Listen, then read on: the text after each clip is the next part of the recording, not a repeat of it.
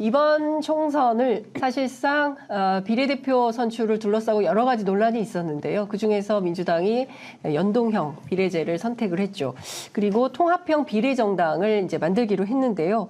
앞으로 이 논의가 어떻게 진행될지 그 정치 협상의 결과에 따라서 선거 결과에도 상당히 큰 영향을 줄 걸로 보입니다. 그래서 저희가 2020년 총선 당시 21대 총선 당시 이 사무총장으로서 그 협상을 직접 지휘하신 바 있는 민주당의 사선 중진이십니다. 윤호중 의원 모시고 관련된 내용 좀 짚어보도록 하겠습니다. 어서 오십시오, 의원님. 네, 안녕하세요. 아유, 제가 다 목이 다 막히는 예, 상황입니다.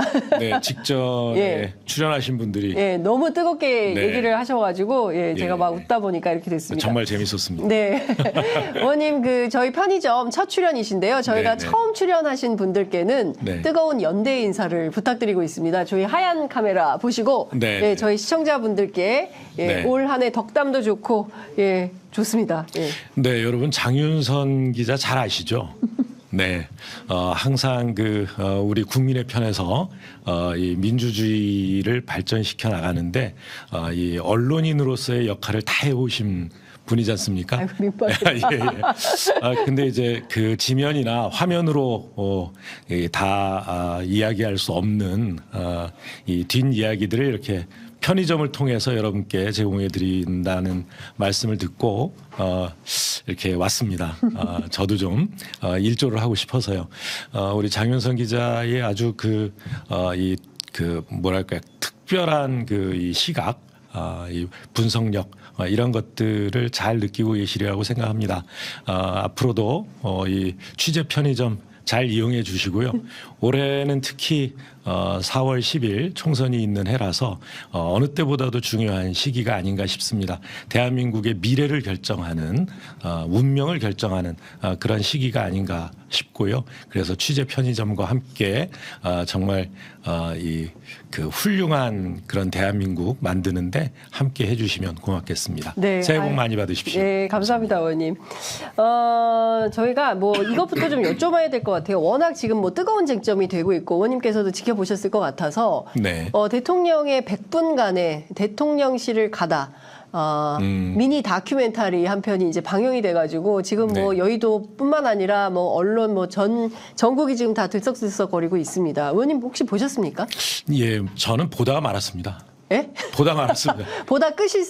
보다 끈 거예요? 뭐 켜는 놨지만 네. 예, 그 자리 앞에 앉아 있을 수가 없었어요. 어디까지 보셨습니까? 뭐 앞부분 좀 봤어요. 뭐 아무튼 선물 들고 나오고 이런 거 보고 하고 싶은 얘기나 하고 보여주고 싶은 내용만 내놓는 그런 프로그램 같아서 국민들이 원하는 답을 내놓지는 않는 자리다 이런 느낌이 들어서 더 이상 볼 게 없다. 더 이상 볼 게 없다. 그래서 네네. 그냥 틀어는 놨는데 네네. 보지는 않았다. 제가 그냥 다른 일 했습니다. 틀어놓고 다른 일 하셨다. 예. 아마 지금 오늘 윤호중 의원님하고 나도 그랬는데 이런 분들이 좀 있으실 것 같습니다. 아마 같은 솔직히 한 10분 정도 봤는데요. 네. 한 5분 정도 지나니까 네.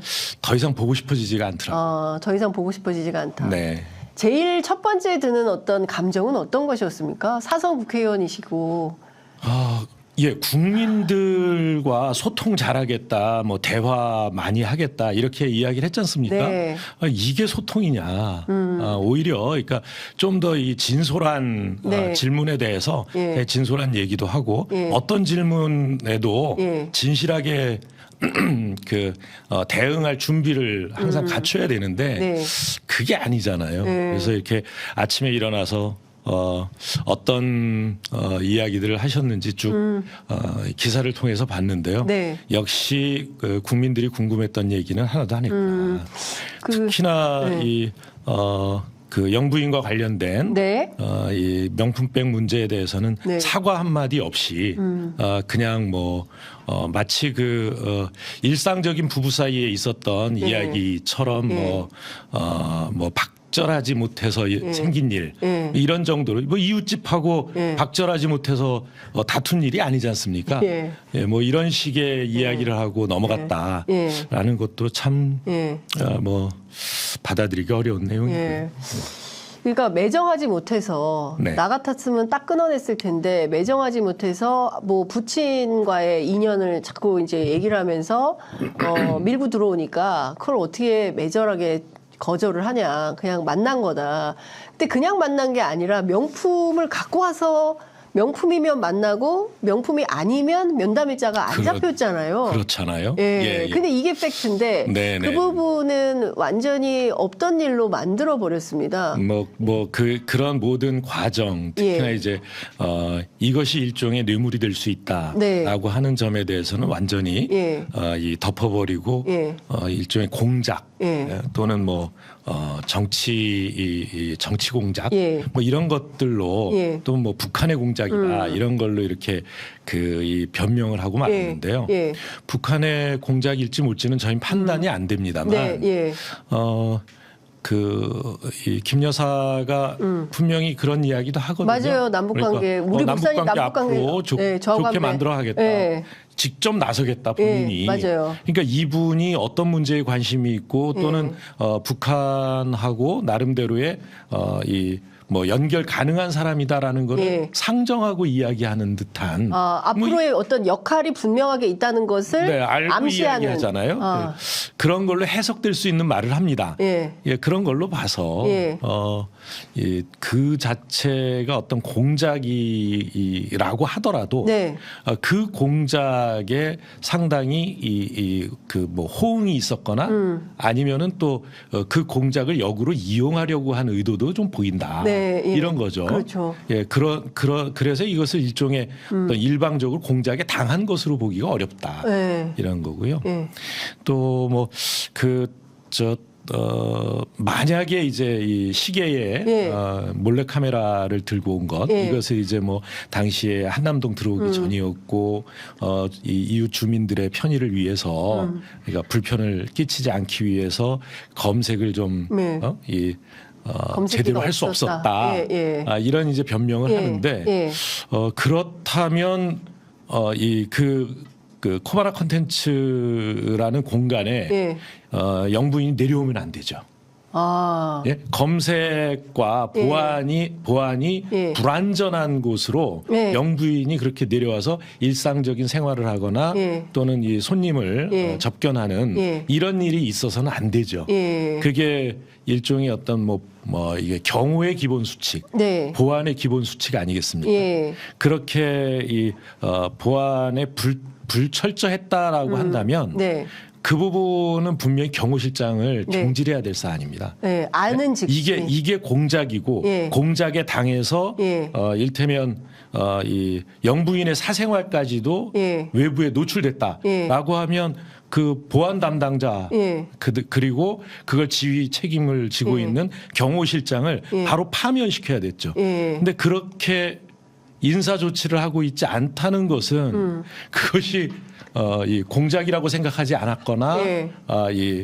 보안이 불충분한데도 불구하고 영부인이 직접 나서서 사람을 만나고 네. 선물을 받았다. 예. 이렇게 추정할 수밖에 없지 않습니까? 그러니까요. 정말 타당한 말씀이신데 이게 공작이고 그 영부인의 이러저러한 사생활이 다 노출되거나 확인될 수 있는 상황에 직면한 게 확인이 됐다면 그 즉시 김용현 처장을 해촉하거나 뭐 이런 그렇죠. 이 응당한 조치가 있었어야 되는데 그런 또 조치가 관련자 징벌하거나 근데 징계하거나 그런 게 하나도 없었기 없었죠. 때문에 예. 사실은 이것을 공작으로 인지하지 않는 거다. 그래놓고 국민들한테만 이렇게 주장을 하는 거다. 이렇게 봐야 되는 겁니까? 그렇죠. 예. 그러니까 사실은 지금 말씀하신 내용은 대통령의 판단과 네. 우리 일반 국민들의 판단이 완전히 다른 상황에 있음을 또 다시 한번 확인을 해 주신 거라고 볼 수 있을 것 같은데요. 뭐 여러 가지 이제 그 외에도 뭐 정책적인 측면이나 뭐 이런 부분들에서 일단 변명할 거 변명하고 홍보할 거 홍보하고 뭐 이런 것 아닙니까? 네. 한일 관계 이 좋아졌다라고 하는 거는 홍보하면서 네. 일테면 이제 부산 엑스포 119대 29 나온 네. 그 우리 국민들이 정말 부끄럽게 생각한 거잖아요. 그 부분에 대해서 뭐 제대로 된 사과나 네. 아니면 앞으로 이런 부분을 어떻게 극복하고 해소해 네, 나가겠다 이런 어떤 이야기들이 좀 있어야 되는데 예. 만약에 이 연두 기자회견을 했다 그러면 당연히 나올 질문이죠. 예. 나올 질문인데도 그런 거는 다 이제 예, 묻어두고. 덮어놓고 예. 다른 이야기만 하니까 예. 볼맛이 안 나네요. 그러니까요. 그 의원님 김건희 여사 직접 대면하신 적이 있으시잖아요. 취임 예. 만찬 때. 네네. 예, 그때 만났던 인상으로 이분은 박절하지 못하고 매정하지 못하고 그런 분이었습니까? 뭐? 너무 짧은 시간 잠깐 본 거라서요. 예. 예. 그때 참 말씀하시니까 나중에 예. 우리 장 기자님이 예. 그걸 또 해명을 해주셔가지고 예. 제가 엄청 욕을 많이 먹었습니다. 누구한테 이렇게 욕을 드셨어요? 아니 우리 지지자들한테 예. 그날이 이제 일테면 해외에서 온 예. 국가 원수들까지 예. 함께하는 그런 외교적인 자리였기 때문에 예. 야당의 당 대표로서 예. 그때 비대위원장이었으니까요. 예. 그 자리에는 당연히 참석해야 되는 예. 자리였는데 예. 그런 축하 자리에 가서 영부인하고 웃었다. 아, 영부인하고 웃었다. 예. 제가 원래 웃는 표정이 예, 디폴트입니다. 네. 제가 이 별명 중에 하나 쿼카라는 예. 별명도 갖고 있는데요. 그래요? 예, 와서 이제 말씀하신 것처럼 예. 다른 이야기 본인 자신에 대한 말씀을 하셔서 예. 제가 그 순간에 예. 안철수 전 대표가 생각이 났죠. 예. 자신한테 불리한 얘기를 직접 왜 하지? 아. 그 순간에 제가 웃지 않을 수 없었어요. 예. 근데 그러니까. 그걸 잘 해명해 주셔서 또 감사드린다는 말씀드리고요. 예. 그러니까 무슨 얘기냐면요. 시청자 여러분들께서 지금 두 사람 무슨 얘기하는 거지? 이런 생각하실 텐데 제가 벌써 재작년이죠. 그렇죠. 벌써 재작년의 일인데 5월의 일입니다. 그렇죠. 그때 윤석열 대통령 취임 이후에 취임 만찬에 가신 거죠. 그러니까 국빈 만찬이었던 건데 그 자리에 이제 김건희 여사 만났는데 그 김건희 여사가 먼저 의원님을 향해서 윤호중입니다 이렇게 인사를 하시니까 구리에서 활동하고 있다고 하니까 이제 김건희 여사가 그러면 내가 준리 안 한 거 알고 계시겠네요. 라고 본인이 먼저 얘기를 했다는 말씀을 하시는 겁니다. 그래서 너무 놀라셔가지고 이렇게 하신 거잖아요. 예, 그랬는데 이제 많은 지지자분들은 왜 김건희 여사를 만나서 그 자리에서 웃었냐라고 해서 논란이 있었는데 제가 그 저간의 관계를 이제 취재해서 보도했었던 그 일화를 다시 설명드리는 것입니다. 재작년 얘기네요. 벌써 재작년 일입니다. 예, 깜짝 놀랄 만한 일이 벌어지니까 막 무너지고 이러는데요. 여하튼 사실 그 현장에서도 매정하고 박절하지 못하고 잘 남들 앞에서 부끄러워서 그런 얘기 못할 뿐은 아닌 거 아닙니까? 그 정도면? 저도 깜짝 놀랐습니다. 예, 그러니까 특히 그런 문제는 되게 민감하고 예민한 이슈여서 네, 굉장히 직설적인 분인 것 같아요. 굉장히 직설적인 분. 그러니까 앞뒤를 이렇게 잰다던가 예. 이런 성격은 아닌 것 같습니다. 앞뒤 재는 성격은 아닌 것 같다. 예, 그러니까, 예. 그러니까 어제 그 100분간의 그 녹화대담을 통해서 드러난 김건희 여사의 이미지는 매정하지 못하고 박절하지 못하고 그리고 약한 것들. 그리고 글쎄요, 이런 것들에 좀 저는 봉사하고 요즘 다른 기회에서 네.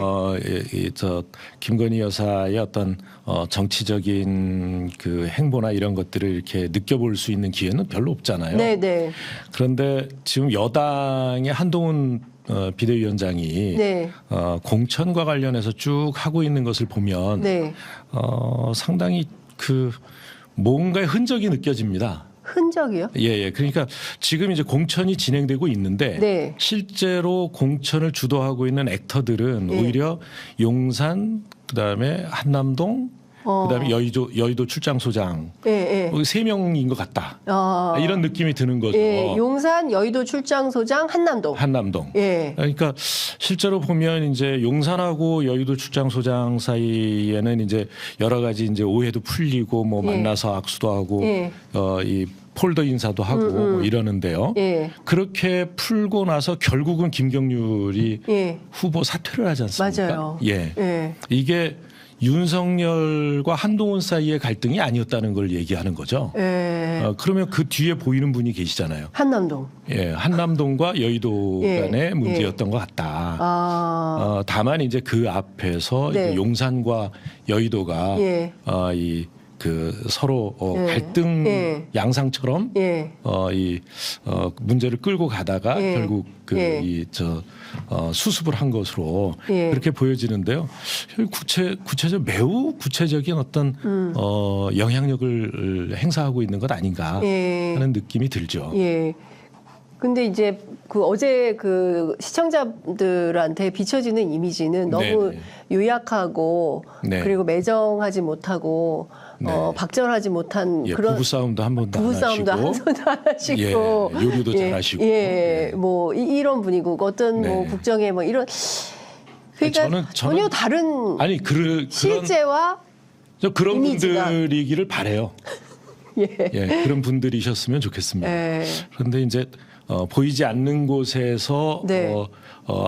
하신 일들 예. 이런 것들이 이렇게 외화돼서 느껴지는 것은 좀 다른 것 같다 이 말씀드립니다. 예. 그러니까 지금 뭐 정치권 현장에 계시고 또 그 사선 국회의원에다가 그 사실상 이게 야당 대표를 여기만 입장해서 정치를 쭉 전반적으로 보시는 상황에서 보면 이분이 뭐 그런 분은 아니다. 상당한 영향력을 행사하는 것으로 보인다. 이런 말씀을 좀 주셨습니다. 네. 예, 이 굉장히 국정에 상당히 위험한 상황이 벌어질 수도 있을 것 같은데요. 여하튼 어제 상황에 대해서 저희가 좀 짚어봤습니다.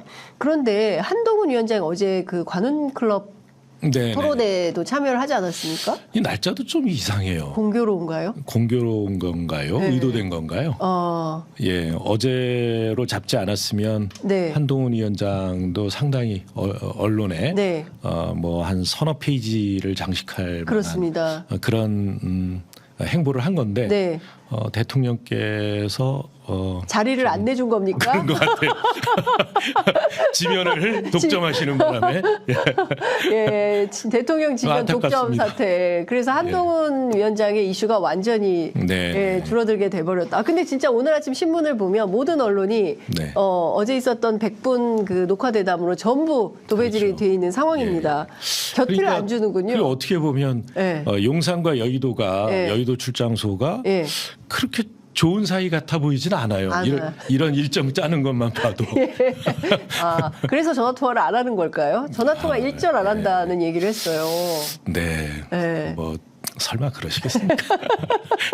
그렇지만 하여간 이해할 수 없는 것 같고 사실 이 사건의 핵심은 영부인이 뭐 공작이라고 아무리 얘기를 해도 영부인이 명품백을 받았다는 그 팩트 아니겠습니까? 네. 근데 이걸 자꾸 이제 몰카 공작이라고 하고 정치 공작이라고 하고 마치 그 배후에 누군가 있는 것처럼 이렇게 계속 제 입장에서 보자면 호도하는 그런 인상을 줍니다. 그러니까 결국은 이게 정치적으로 민주당을 공격하기 위한 수단 아닌가라는 생각도 좀 드는데 그 점은 어떻게 보세요? 뭐 그 민주당을 공격하기보다는 자기 그 방어? 지지자들을 이런 사건에도 불구하고 네. 결속시키기 위한 고육책으로 보여지죠. 이게 합리적으로 이해가 되십니까 이게? 네. 뭐 보통 사람들, 그러니까 네. 보통 국민들의 입장에서 보면 용산이 저렇게 해명하고 있는 것을 이렇게 쉽게 받아들이기는 어려울 것 같아요. 예. 당장 이제 내일부터 설 연휴가 시작이 됩니다. 네네. 이제 나흘간의 이제 민족의 대이동이 네. 있을 텐데, 뭐 연휴가 짧긴 합니다만 그래도 이제 꼭 가셔야 될 분들도 있고 할 텐데, 네네. 설 민심에 네. 대통령의 어제 그 100분간의 단독 그 회담이 어떻게 영향을 미칠 걸로 전망하세요? 당연히 이런 그 이벤트가 있으면은요. 네. 한 2, 3% 올라가게 돼 있는 겁니다. 2, 3% 지지율이요? 네. 예, 대통령 지지율이 오를 대통령 거다. 지지율이 2, 3% 올라가게 돼 있는 거죠. 예. 예. 그런데 이제 이런 게 그러니까 일시적인 네. 현상으로 잠깐 올라갔다 내려오는 걸로 그칠 가능성이 높죠. 네. 왜냐하면 대통령이 이런 자세로 계속 똑같은 모습을 여러 차례 보여줘야 네. 그 지지율이 유지되는 거거든요. 그런데 이제 또 금방 실망하잖아요. 네. 그러니까 당장 오늘 이제 이 귀성하시는 분들이 네. 시장에 들려서 뭐 선물도 좀 사고 예. 장도 보고 해서 네. 가실 텐데 예. 또 설 차례 준비하시는 예. 국민들도 많으시고요. 예. 그게 뭐 올라간 물가 보고 얼마나 놀라시겠어요. 예. 뭐 사과값 너무 올라가서 좀 수입까지 했다. 예. 그 할당관세도 좀 낮춰서 네. 좀 가격을 안정시켰다라고 예. 하지만 저 어저께 제가 시장에서 예. 그 사과값을 다 물어봤거든요. 예. 조그만 거가 3개 10,000원입니다. 예. 예, 그다음에 조금 커지면은 하나에 4,000원이고요. 예. 이거 옛날 배 하나 가격이에요. 예. 예. 그러니까 옛날에는 이제 아무리 비싸도 예. 그러니까 1,500원, 2,000원 예. 이상 사과값이 올라가지 않았거든요. 예. 근데 지금 이미 이제 50%, 100% 맞아요. 이렇게 올라간 겁니다. 이런 걸 보시고 과연 우리 물가, 우리 이제 서민들의 민생을 끝까지 책임지고 챙겨주는 네. 사람이 누구냐. 예. 이런 데서 대통령에 대한 예. 서운함이 나올 수밖에 없는 거죠. 예. 그러니까 결국은 이건 잠깐 튀고 네. 다시 제자리로 가는. 예. 그러니까 결국에는 오히려 민심에게 굉장히 차가운 방향으로 귀착될 수밖에 없다. 이제 이런 이게 말씀. 어떤 전환점이 되려면 예. 그러니까 지금까지 해왔던 일에 대한 어떤 반성과 예. 그다음에 어떤 그 진지한 네. 그런 사과 예. 그리고 앞으로 정말 이 혼신을 다해서 우리 국민들을 위해서 일하겠다라고 네. 하는 것을 진정성 있게 전달했어야 되는데 네. 어제는 좀 자화자찬하고 자기 자랑하고 예.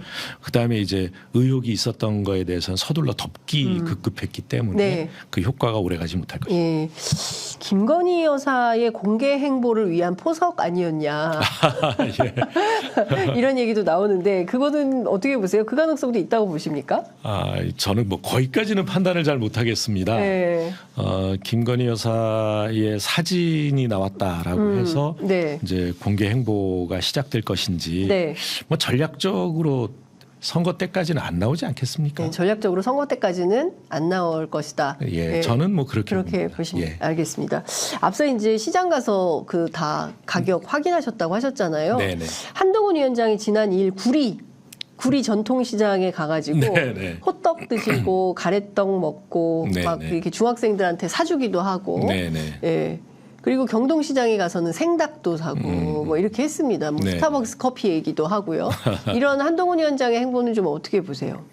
네, 아마 그 검사하면서는 네. 그 법무장관 하면서는 이제 그렇게 민생의 현장을 직접 가서 보기가 어려웠을 텐데 네. 아마 새로운 경험을 하고 있다고 생각합니다.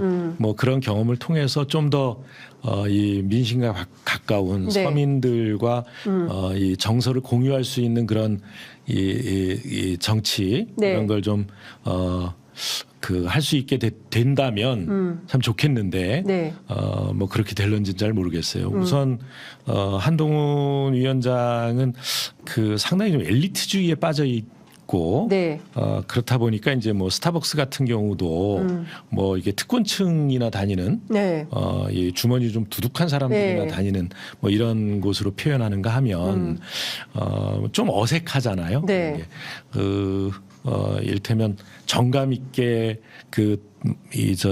시장 통해서 만나는 서민들의 목소리를 들어보려고 네. 이 하는 자세보다는 자기 말만 하고 지나가는 맞아요. 뭐 이런 모습이 보입니다. 그래서 뭐 앞으로 더 노력해야 되겠다 네. 생각을 하는데요. 예. 저희 구리에 와서는 또 목련꽃 피면 그러니까요. 서울대 거다 뭐 네, 이런 네. 이 이야기를 구리가 아니라 김포 가서 하셨군요. 예. 그래서 저는 구리도 지금 그 추진 중이죠. 네네. 네. 뭐 추진이 되고 있는데 상당히 고맙게 생각합니다. 예? 왜 고맙게 생각하십니까? 예, 목련은 3월에 피고요. 4월 선거 때 되면 다 지거든요. 근데 그 전에 목련 3월에 핍니까? 네네. 예. 목련은 뭐 따뜻해지면 2월에도 피기 시작합니다. 예. 그래서 저 유권자들 우리 구리 시민들께서 네. 목련꽃 폈는데 왜 서울 안 되는 거냐? 이제 그 가능성이 높다. 네, 그 당에 항의하러 다니실 것 같아요. 예. 네, 그래서 제가 참 고맙습니다. 그러니까 이상한 선거 운동을 하는데 사실 이것도 네. 국민들이 다 판단하지 않으십니까? 이제 구리 시민들 이 문제는 어떻게 말씀들 하세요? 저희는 그 원래 중랑구가 같은 구리면이었거든요. 예. 근데 절반을 똑 띄어서 서울로 이 뺏긴 게 60년이 됐습니다. 61년째 돼가고 있습니다. 그러니까 왜 우리는 안 데리고 가냐? 60년 동안 우리도 서울에 넣어달라 이렇게 요청을 해왔는데 서울시도 그렇고 중앙정부도 그렇고 한 번도 들어본 적이 없어요. 대꾸도 한마디 없었습니다. 네. 그런데 갑자기 선거 앞두고 이 이야기를 꺼내니까 야, 이게 선거 앞두고 이런 얘기가 나오면 네. 될 일도 안 되는 거 아니야. 이런 오히려 이 의구심을 갖고 있습니다. 예. 하여튼 뭐 이러저러한 선거 앞두고 뭐 네. 다양한 이슈들을 제기를 하고 있지만 그것이 정말 얼마나 민심을 흔들지는 좀 지켜봐야 될 것 같다는 생각이 좀 들고요. 제가 이것 좀 여쭤보겠습니다. 제가 네네. 민주당에서 이재명 대표가 준연동형을 유지하기로 하고 그리고 비례용 위성정당을 창당하겠다라고 이제 입장을 밝혔고 민주당의 전원 만장일치로 의원총회에서 네, 네. 결정을 했습니다. 네. 전당원 투표 얘기도 나왔었잖아요. 이렇게 결정된 배경은 좀 어떤 사연이 있었다고 설명 주시겠습니까? 뭐 제가 그 지도부에 지금 들어가 있는 네. 것은 아니라서요. 네. 지도부가 이제 그 당 대표에게 위임하고 네. 그래서 뭐 이렇게 한 사람이 결정하는 거냐 뭐 이런 여러 이야기가 있지 않았습니까? 네. 뭐 저 상대당에서는 비아냥거리기도 했고 네. 이런데 실제로는 그러니까 연동형을 유지하는 것으로 결정하고 네. 그다음에 이 과정을 어떻게 하는 것이 이 당과 선거에 가장 도움이 되냐 네. 하는 그 프로세스를 결정한 거로 봐야죠. 그걸 어떻게 그 아무런 결정을 못하면서 지도부도 그렇고 네. 지도부가 결정을 못하고 당 대표에게 위임할 수가 있겠습니까? 이를테면 이 국면에서 네. 당 대표가 예. 리더십을 발휘해서 결단하고 그것을 통해서 당을 끌고 가는 네. 이런 모습을 보여주는 것이 네. 이 총선을 치르고 당을 안정시키는데 훨씬 도움이 된다라고 네. 판단했기 때문에 위임을 한 것이다. 저는 예. 그렇게 알고 있습니다. 예. 자, 그러면 지금부터 중요한 포인트는 위성정당, 비례용 네네. 위성정당을 어떻게 만들 것이냐가 중요한데 어제 보니까 민주당에서 박홍근 단장을 비롯해서 네네. 이 추진 단원 팀을 꾸린 것 같아요. 네네. 그래서 이제 민주당이 앞으로 이제 이 정치 협상에 나설 걸로 보이는데 네. 2020년 네. 2020년 지난 21대 총선 때 사실 민주당이 더불어시민당을 네. 만들었죠. 그때는 사실상 위성정당이었던 것이죠. 그때도 뭐냐면은 비례 연합정당. 아, 그때도 비례연합정. 비례 연합정당. 예, 그 지금하고 똑같은 겁니까? 다른 겁니다. 그러니까 그때, 다르다고 말씀을 드릴 수밖에 없는데 그러니까 그 당시에는 비례 연합정당을 만들겠다라고 했고 네. 그다음에 이제 언론이나 당시 야당 예. 그때는 이제 자유통합당 자유통합당. 그쪽에서는 너네도 위성정당 만들지 않았냐라고 예. 한 것이죠. 예. 그런데 아시는 것처럼 이제 정당의 뭐 이 기본소득당이라든가 심지어는 그 국민의힘으로 간 시대전환까지도 참여를 했었던 것이잖아요. 그래서 이제 원하는 이 분들에 대해서는 다 자기 당 이름을 가지고 활동할 수 있도록 네. 다 당을 해산을 했고 네. 뭐 이런 과정을 다 거쳤기 때문에 당시에도 비례 연합정당이었습니다. 네. 위성정당은 아니었고 예. 뭐 그러나 이제 당 대표 이재명 대표의 표현대로라면 네. 굳이 이게 위성정당의 성격, 준위성정당의 성격이 있다는 걸 이제 뭐 부정하지 않겠다. 그러나 우리는 우리 계획에 따라서 책임지고 이렇게 해나가야겠다. 네. 이런 입장을 밝혔잖아요. 예. 4년 전에도 저희는 위성정당을 만들지 말자라고 네. 국민의 그러니까 자유통합당에 예, 예. 제안을 했고 예. 그걸 거부하면서 불가피하게 이제 위성정당을 만들 수밖에 없는 상황이었는데 네. 그걸 이제 비례연합정당으로 만들었던 거죠. 지금과의 차이점이 뭐냐 예. 이렇게 물어보신다면 당시는 비례연합정당이지만 네. 어떻게 보면 이제 연합정치의 측면에서 보면 아주 초보적인 수준이었습니다. 예. 일테면 이게 선거 시기에만 잠깐 예. 함께 하자라는 예. 거잖아요. 예. 이게 왜 그러냐면 그러니까 원래 이 연동형의 취지가 예. 이 다양한 이 세력의 원내 진출을 이 보장하자라는 거지 네. 않습니까? 그런데 당시 야당이 그러니까 위성정당을 만들면서 그 취지를 충족시킬 수 없는 상황이 됐어요. 예. 그래서 우리도 똑같이 위성정당을 만들지만 그렇게 원내에 진출하려고 하는 네. 군소정당들과 함께 예. 만들겠다라는 것이었습니다. 그런데 그 이후 계획에 대해서는 함께하지 않았어요. 그러니까 무슨 연합 정치를 계속한다. 네. 또는 뭐 무슨 국회를 같이 운영한다. 네. 이런 것들에 대한 어떤 그 협약이라든가 예. 이런 것이 없었습니다. 예. 그냥 누구나 이 어떤 정당이든 예, 참여하고 싶으면 다 들어와서. 받았습니다. 예, 예. 그러니까 실제로 이제 조정훈 의원의 예, 예. 시대전환 같은 경우에는 예. 거의 약간 재밌는 그룹이었어요. 뭐냐면 이제 전문가들, 예. 변호사라든가 뭐 예. 회계사라든가 예, 예. 뭐 세무사 등등 예, 뭐 이런 예. 전문가 집단. 전문가 집단이 한 30-40명 모여가지고 예. 그러니까 이 원내에 국회의원이 한번 돼보자라고 해서 우리 당하고만 접촉했던 게 아니에요. 그러니까 자유통합당하고도 다 접촉을 했습니다.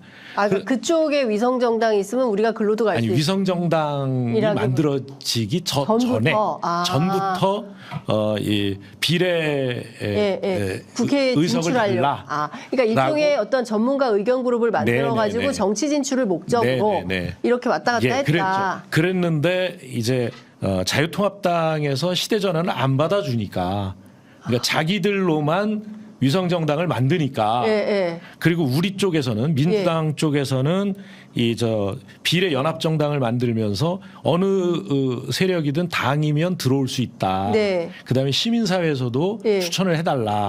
이렇게 했으니까 그 시대전환이 그 이전까지는 그냥 단순한 어떤 임의단체였는데 이게 이제 정당 창당 과정을 거쳐서 연합정당에 들어오는 겁니다. 그러니까 사실 그분들은 정체성의 면에서 보면 명확하게 어떤 더불어민주당이나 좀 진보 쪽이라고 이야기하기가 좀 어려운 측면이 있었던 거죠.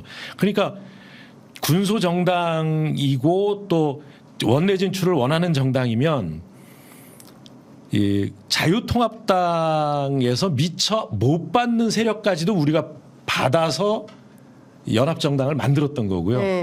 그런 과정에서 상당히 많은 무리도 있었고 또 비판도 있었습니다. 그래서 이번에 이재명 대표가 하려고 하는 통합형 비례정당. 뭐 좀 줄이면 통합비례정당이겠죠. 이것은 이제 선거 때 일시적인 연합이 아니라 좀 더 깊은 정치연합을 해보자. 또는 정책연합, 정치연합을 해보자라고 하는 것이죠. 이 과정은 앞으로 이제 설계가 될 것인데요.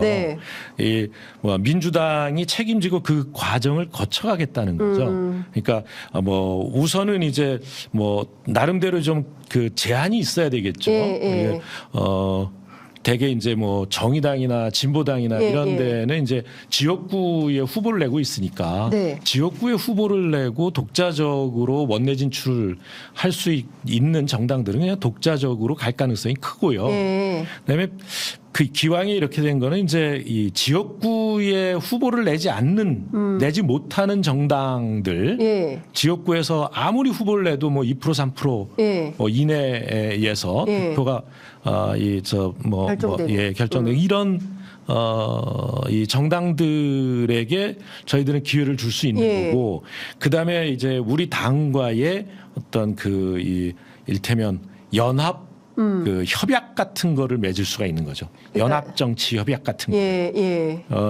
나중에 이제 그 당으로 가더라도 적어도 이 통합 비례정당의 목적은 지금 이제 국민의힘의 편법적인 과반 네. 다수당이 되려고 하는 네. 것을 막자.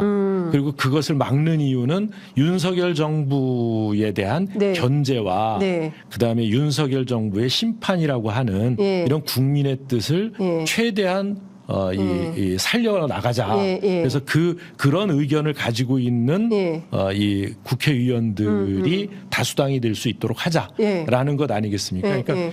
국민의 정부에 대한 예. 심판, 예. 국민의 정부에 대한 견제 이를 22대 국회에서는 흔들리지 않고 끝까지 함께 할 수 있는 정당. 그러니까 정책이 좀 다르더라도. 그렇죠. 그러니까 지금 쉽게 설명을 하자면 네. 각 당이 다 있지만 좀 네. 알아서 할 수 있는 정당, 그러니까 소수 정당 중에서도 큰 정당에 해당하는 진보당이나 뭐 녹색정의당 같은 경우에는 알아서 하시고 나머지 뭐 기본소득당 뭐 등으로 합쳐진 새진보연합 뭐 이렇게 이제 좀 소수 정당들의 경우에는 들어오되 어떤 정책 연합, 정치 연합 그다음에 노선에 대한 합의 뭐 네. 이런 것들을 통해서 일종의 그러니까 새로운 노선에 대한 합의까지 이루어지면 너무 그거는 좋겠죠. 당을 합쳐도 될 일이 되는 거고요. 네, 거기까지는 이를테면 아니더라도. 몇 개 정책에 대해서는 공동으로 추진한다라는 예. 정도의 수준이면 예. 정책 연합 수준이 되는 예, 걸 예, 거고요. 예. 그다음에 4년 동안 예. 임기 내내 예. 국민의힘과 네. 윤석열 정부에 대한 예. 견제 역할 예. 이 역할을 확실하게 한다라고 하는 그런 부분에까지 동의가 이루어진다면 예. 그건 어떤 정치 협약이 되는 것이다. 예. 그래서 일종의 연합 정치의 수준에서 놓고 본다면 네. 그러니까 비례연합정당 4년 전에 했던 비례연합정당은 상당히 아주 초보적인 연합 정치라면 예. 지금 이재명 대표가 하려고 하는 이 통합비례정당은 상당히 수준이 높은 연합 정치를 하려고 한다라고 보면 되지 않나 싶습니다. 그러니까 지난 21대 총선보다는 좀 발전된 형태의 연합 정치가 실현될 수 있는 룸을 만들고 있다. 그런 것이죠. 예, 그리고 예. 민주당이 책임지고 네네. 그런 어떤 연합 정치의 플랫폼을 만들어가고 있는. 만들어 가겠다. 예. 근데 여기에 정의당이나 진보당이 없으면 좀 왜소해지는 거 아닙니까? 이제 사실상 새진보 연합 말고 다른 좀 세력들이 들어간다면 조국 신당, 송영길 신당 뭐 이런 정도일까요? 포함이 돼야 됩니까? 그 당들이 아직 당도 아니잖아요. 그렇죠. 예. 어떻게 할지도 결정이 안 돼 있는 거예요. 네. 제가 뭐 아니, 그러니까 일단 얘기하기는 어려운데요. 개문발차 형태로 그런 민주당하고 새진보 연합 정도가 출발을 하고 나머지 후발로 누군가 들어오겠다고 하면 들어오고 이런 겁니까? 아니면 어떻게? 그러니까 여기 참여 범위 구체적인 부분에 대해서는 이제 추진단이 만들어졌으니까 거기서 논의가 되겠죠. 예. 일테면 뭐 정의당, 진보당 문제도 거기서 논의가 되겠습니다만, 네. 일테면은 이제 비례대표에서 연합을 하면서 네. 그러면서 이제 지역구에 의석을 내게 된다라고 하면 여러 가지 이제 뭐 헷갈리는 문제가 생기죠. 왜냐하면 그러니까 지금은 이제 그러니까 정의당은 지역구에 후보를 내면서 네. 비례의 후보를 안 낼 수는 없지 않을까 없지 않겠습니까? 그럼에도 불구하고 비례를 하나로 묶어 놓으면서 지역구에만 후보를 내는 이것도 우스운 것이죠. 정의당 입장에서 보면 뭐 우리가 봐도 그렇죠. 우리 민주당 지지자의 입장에서 봐도 예. 그런 것이고요. 예. 정의당 지지자들 입장에서 봐도 우리는 정의당 네. 지역구 후보를 찍었는데 당은 그럼 정의당 없냐? 뭐 이렇게 되는 거고요. 뭐 그런 이제 좀 복잡한 문제들이 있어서 네. 정의당이나 진보당이 어떤 결정을 할지 모르겠습니다. 네. 그러나 만약에 이 정의당, 진보당까지 네. 이 통합 비례정당에 다 오게 된다면 예. 지역구 문제를 논의하지 않을 수 없습니다. 그 지역구 문제를 어떻게 논의해야 됩니까? 그러니까 저는 해결이 어렵다고 보는데요. 해결이 어렵다. 아니 근데 그 얘기를 하시는 분이 있었습니다. 이제 민주당 중진 분이고 연합 정치에 관심이 많은 의원님인데 일종의 이제 당선 가능한 야당 전술 이제 과거에 있었던 건데 이런 방향으로 지역구 조정을 해야 되는 거 아니냐라는 주장도 하는데 설득력은 없는 주장입니까?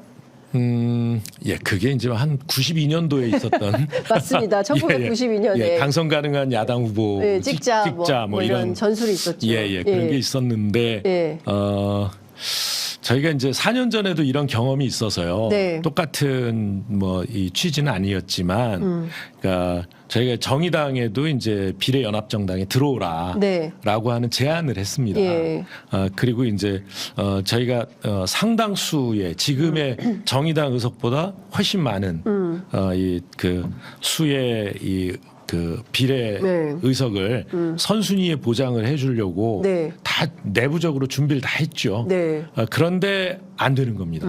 근데 이제 그 심상정 대표가 네, 최근에 이제 어떤 책을 쓰시면서 그 내용을 보면 네. 당초에 이제 14석 네. 의 주장이 있었다가 나중에 이제 동시에 10석. 그러니까 5석은 정의당이고 5석은 소수정당. 7석은 정의당이고 7석은 소수정당. 이 두 가지가 동시에 들어왔는데 14석이 아니라 10석으로 되는 바람에 이게 뭐 깨진 것처럼. 아니요, 그 정의당 7석은 그대로 유지가 됐고요. 네. 예, 기타 군소정당, 예. 당시에 뭐 개혁당, 미래당, 뭐 녹색당 예, 예, 등등 등등. 있었잖아요. 그러니까 기본소득당 뭐 이렇게 해가지고 한 석씩 해서 예. 10석으로 정의당 7석. 예. 이거 17석입니다. 뭐 기왕에 공개된 기왕에 공개를 이제는 말할 수 있다. 심상정 대표가 말을 하셨다고 예, 그러니까 예. 그러니까 그 이 선순위 10석을 민주당에서 내놓겠다라고 한 것이죠. 그 시절에. 예, 그때요. 예. 뭐 군소정당 예. 몫으로 예. 그 중에 정의당 최대 7석을 가져가라고 한 거죠. 7석을 가져가라. 네네. 예, 이제 처음 말씀하시는 것 같아요. 이런 얘기. 예. 그리고 7석을 이제 가져가라. 우리는 그 당시에 다 후보를 선출해 놨잖아요. 예, 예. 그래서 1번, 2번, 3번, 4번 예, 다 예, 선출해 놨는데 그걸 다 예. 플러스 10 해가지고 11, 12번 뭐 이렇게 해서 쭉 뒤로. 예. 뒤로 보내겠다. 예. 이렇게 제안을 했는데 네. 뭐 그게 7석이었냐 5석이었냐 14석이었냐 10석이었냐 이 부분 때문에 문제가 발생한 것이 아니고 예. 그러니까 정의당에서 그래서 이것을 그러니까 7석 제안을 받고 네. 그다음에 지역구에서 그러면은 몇 군데를 내보내는 대신에 나머지 후보들 네. 뭐 한 150명 되잖아요. 예. 그러니까 그 출마를 준비하고 있는 후보들을 전부 사퇴하라고 할 수 없다라고 하는 내부의 사정 때문에 이 비례연합정당 논의가 중단된 거로 저는 그렇게 파악을 하고 예. 있습니다. 그러니까 지금도 똑같은 상황이 벌어지겠죠. 예. 진보당도 마찬가지. 예. 예. 그러니까 근데 진보당 같은 경우는 환영하고 함께할 뜻을 밝힌 것은 아닙니까? 좀 더 내용을 잘 살펴봐야 됩니까? 정치 협상이 들어가면 실제로 이 과정에서 네. 예, 어려울 수도 있다 보시는 거군요. 그러니까 그리고 어떤 단지 그냥 이 비례 의석을 서로 나눠 먹기 위해서 예. 통합 비례 정당을 만들자. 그러니까 정말 이게 그 뭐 배지다는 수단으로 네. 이걸 하자는 게 아니라 예. 그 국민의힘에 대한 또 그리고 이게 민주주의 후퇴에 대한 이런 윤석열 정권을 심판하자라고 하고 네. 그다음에 그 이후에 이 4년 동안 네. 이 일관되게 그 취지를 네. 뭐 시대 전환 같은 이런 일 없이 네. 끝까지 유지하자라고 하는 이런 합의와 결의가 네. 있어야 가능하다. 알겠습니다. 그러니까 정책적인 차이가 있을 수도 있어요. 예. 그런 면에서. 그렇죠. 네. 그러니까 그럴 때 그러면 사실 의원님 이게 더불어시민당 시즌 2 아니냐라는 비판도 좀 제기될 수 있지 않을까요? 시즌 2라기보다는 업그레이드 버전이죠. 업그레이드 버전이다. 예. 예. 네. 그러니까 좀 다르다. 조금 더 예. 강고한 이런 틀이 될 네네. 것이다. 네. 알겠습니다. 그때나 지금이나 이 지역구 출마자들 문제를 다 사퇴하거나 이렇게 하는 게 어렵기 때문에 그게 이제 현실적 문제로. 그 테이블 위로 올라온 얘기는 아니지만 예, 테이블 아래에서. 테이블 아래에서 주고받은 얘기 이전에 예. 각 당의 당내 사정이 당내 사정이 중요하기 때문에 아마도 이번에도 비슷한 상황이 있을 수밖에 없다. 쉽지 않은 일인 것 같습니다. 예. 그 부분은. 근데 일각에서는 이런 얘기도 있습니다. 진보당이 전주 의뢰 강성의원 공천을 하고 정의당이 고양 갑의 심상정, 그다음에 인천 남동 의뢰 배진교 뭐 이렇게 조정될 가능성은 어떻게 보냐 이런 얘기도 나오는데 이거는 그러니까 그런 논의부터 시작하는 것에 예. 저는 문제가 있다고 보는데요. 예. 통합비례정당을 통해서 네. 우리가 22대 국회에서 무엇을 할 네, 네. 것이냐서부터 논의하자라고 하는 게 대표의 예. 통합형이라고 하는 말을 의미라고 보셔야 되지 않을까 싶습니다. 의원님, 그러면 지금 사실은 21대 국회에 많은 국민들이 기대를 걸지 않았습니까?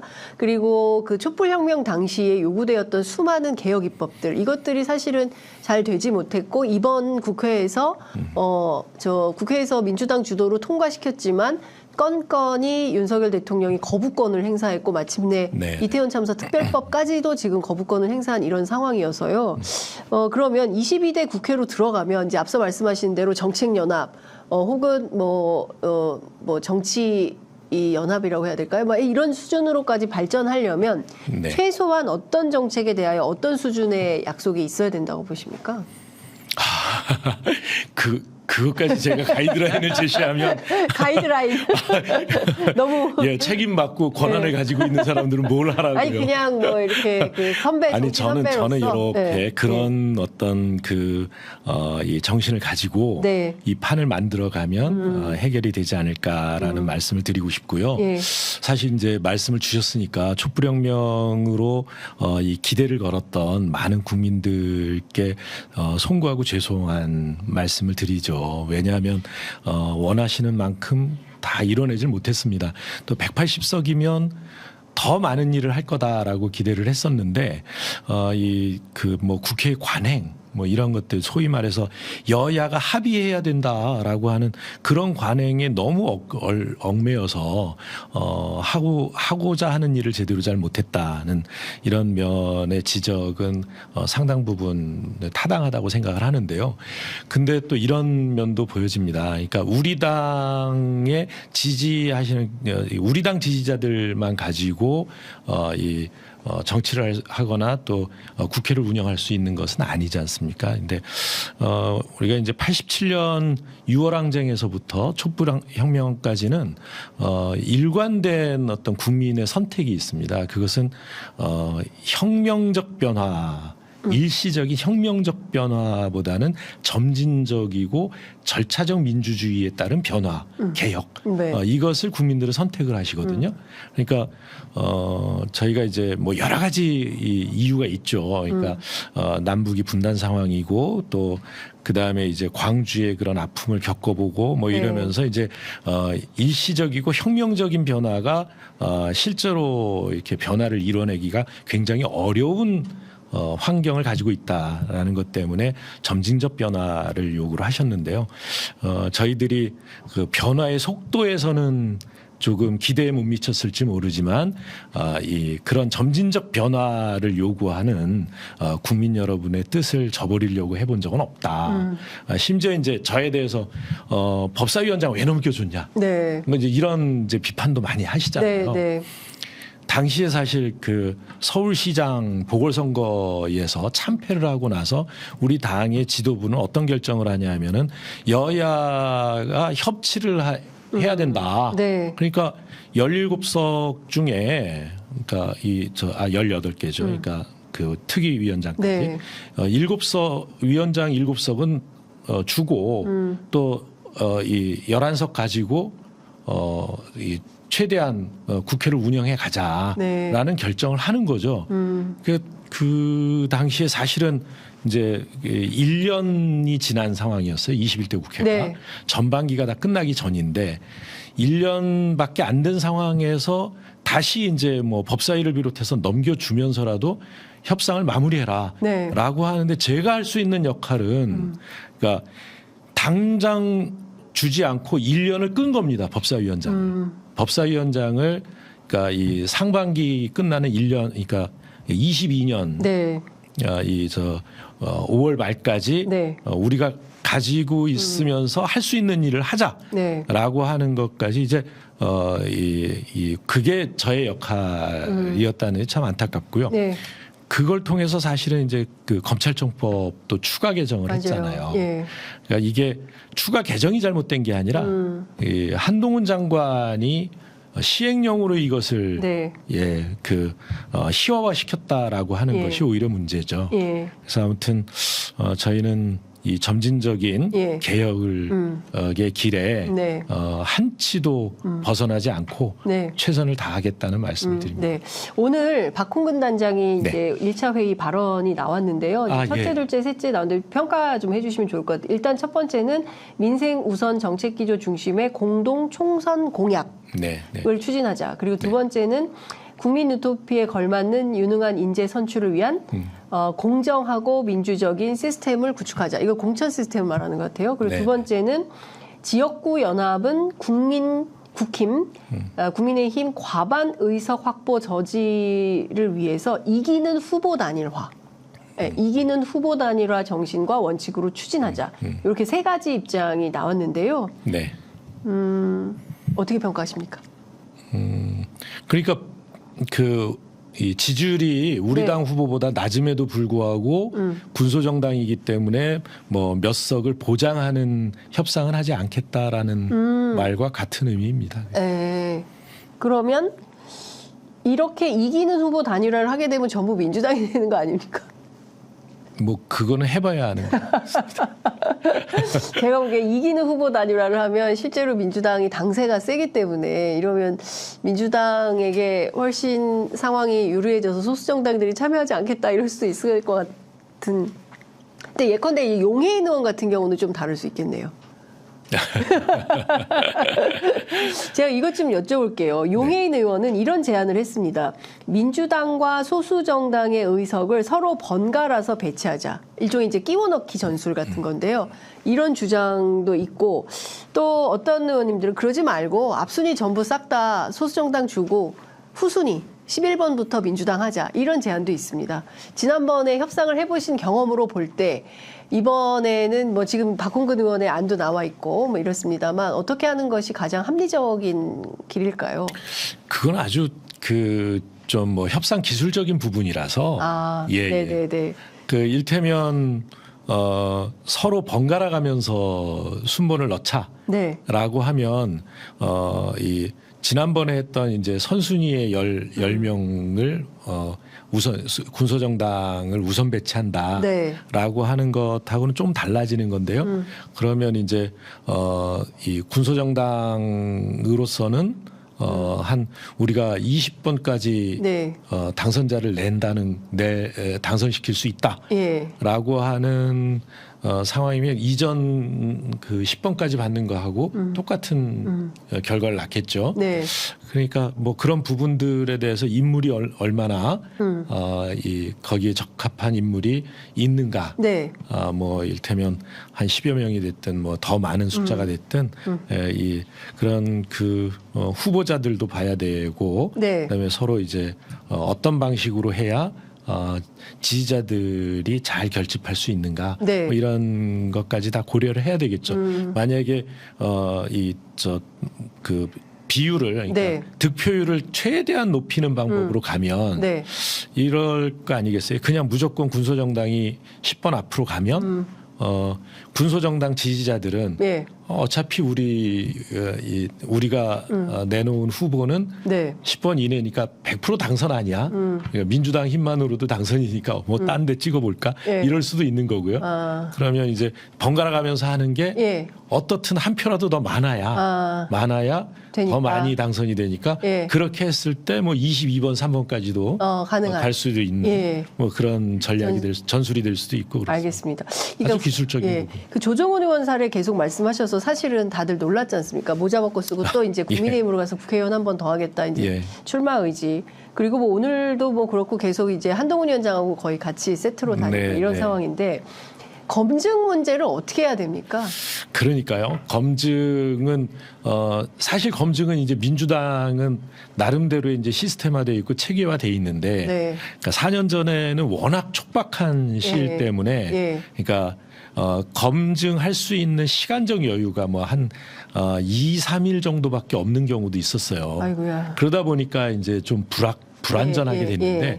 미리미리 예. 그리고 이제 검증 과정을 그냥 민주당이 뭐 이렇게 불투명하게 내부에서 그냥 하는 것이 아니라 참여하고 있는 여러 정당들에게 공개해서 이런 문제가 있고 예. 뭐 하는 걸 전부 뭐 그 이제 대외적으로 공개는 못 하겠지만 각 당에서 얼마든지 들여다 볼 수 있는 거니까요. 네. 그런 어떤 공동의 어떤 검증 시스템을 만들 수도 있다고 봅니다. 네. 그러니까 정치 협상 민주당에 과정에서. 맡겨놓고 들여다볼 수 있게 하든가, 예. 뭐 같이 만들든가. 네, 그거는 뭐 기술적인 네네. 문제다 이런 말씀 좀 주셨습니다. 어쨌든 지난번에 이제 협상을 직접 해보신 분으로서 박홍근 추진단장에게 혹시 조언하시고 싶으신 게 있다면 어떤 게 있을까요? 어떤 자세와 마음으로 협상에 임하라. 예, 그 이제 저 군소정당의 경우에는 네. 이제 출마 경험이나 그다음에 이제 선거를 운영해 본 경험이 별로 없지 않습니까? 네. 그래서 좀 터무니없는 이제 그 요구를 하거나 주장을 하는 경우도 있습니다. 그리고 또 그분들에게는 정말 대단하고 훌륭한 분인데 객관적인 시각으로 보면 또 그렇지 않은 경우도 있고요. 예.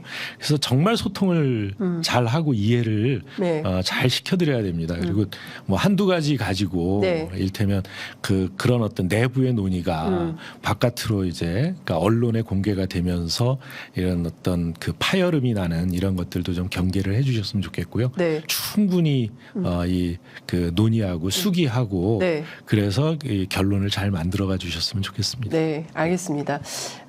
사선 선배의 조언이었습니다. 예.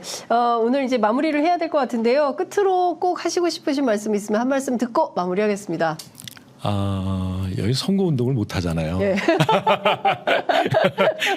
하고 싶은 말은 그런 말인데요. 예. 그건 저희가 현장에 가서 듣도록 하겠습니다. 아니요, 저에 대한 것이 아니라 예. 우리 당과 예. 그다음에 또 통합비례정당이 만들어질 텐데요. 이것이 어떤 뭐 민주당을 위해서 또는 뭐 민주당의 어떤 특정 인물, 뭐 당 대표라든가 또는 그 구성원들을 위해서가 아니라 저희들이 국민 여러분의 그러니까 이번 선거를 통해서 꼭 하고 싶은 일, 하고 싶어 하시는 일, 그러니까 윤석열 정부가 정신 좀 차리게 해달라는 이 일을 하는데 저희가 뜻을 모으고 있으니만큼 저희들을 다시 한번 살펴봐 주시고 또 꼭 많은 힘이 돼주실 것을 부탁드립니다. 네. 오늘 말씀 잘 들었습니다. 감사합니다. 네, 감사합니다. 네.